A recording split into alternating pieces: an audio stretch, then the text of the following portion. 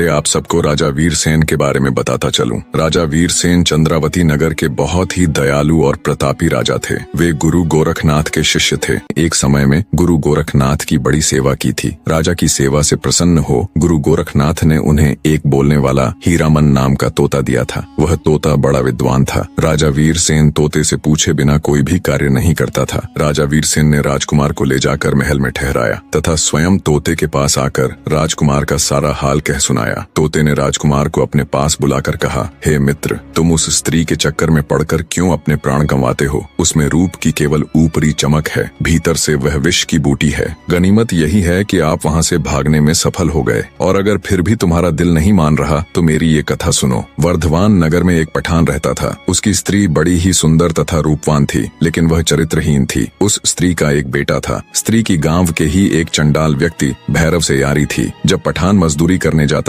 तब भैरव आता और उसके साथ ऐश करता। जब पठान के आने का समय होता तब वह वहाँ से निकल जाता। एक दिन